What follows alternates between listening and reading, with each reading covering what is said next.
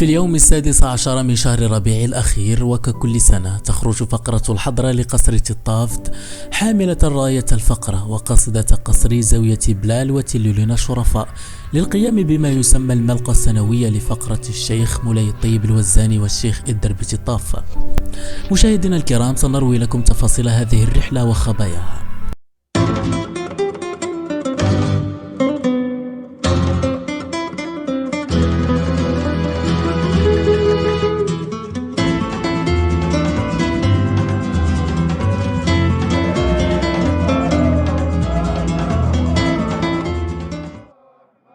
في اليوم الأول وبالضبط في قصر تطاف مساء يتم الراية، وبعد القيام بالفاتحة وتوديع الأهل تدخل الفقرة إلى قصر زاجل المرابطين، وبالضبط إلى زاوية الشيخ سيدي علي بن حنيني، فيخرج أهل القصر لاستقبالهم والترحيب بهم في جو يسوده المحبة والألفة والسرور.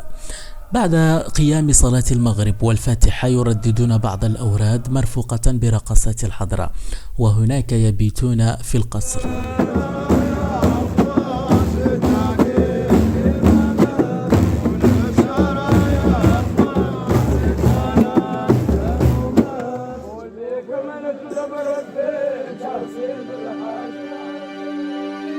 في صباح اليوم الموالي يودعون أهل قصر زاجلو ويتوجهون نحو قصر بوانجي ليتم هناك استقبالهم والترحيب بهم وأداء ما يسمى بالملقى ضحى بين فقرة تطاف وفقرة بوانجي، فيؤدون رقصات الحضرة ويقيلون هناك في ضيافتهم.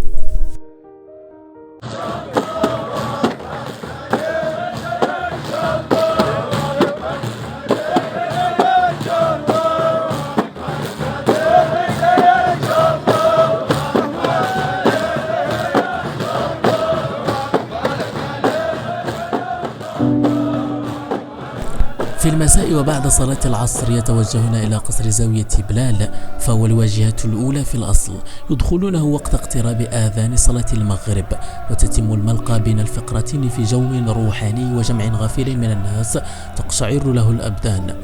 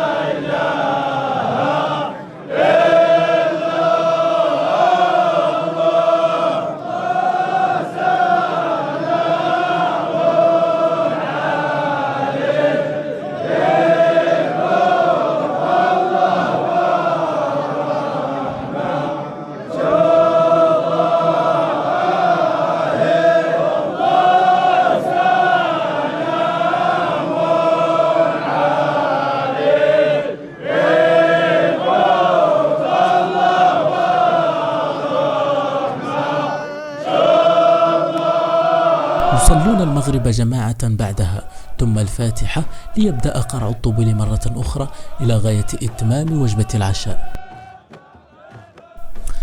في نفس القصر وفي فجر اليوم الثالث يؤدون رقصات من الحضرة إلى غاية شروق الشمس، وبعدها تنضم فقرة زاوية بلال لفرقة تطاف وبوانجي، ويودعون أهل القصر ويتجهون نحو قصر تطاوين الخراص، يدخلونه ضحى فيستقبلونهم أهل القصر ويضيفونهم، وعند اقتراب وقت الزوال يتوجهون نحو قصر تلولين الشرفاء، فتخرج فقرة تلولين لاستقبالهم والترحيب بهم كذلك، لتعاد الملقى هناك في جو مهيب، الأولى في قصبة الشرفاء والثانية بقصبة المرابطين مع رقصات من الحضرة، فهناك يتم المبيت لتنتهي هذه الرحلة في قصر تلولين العتيق.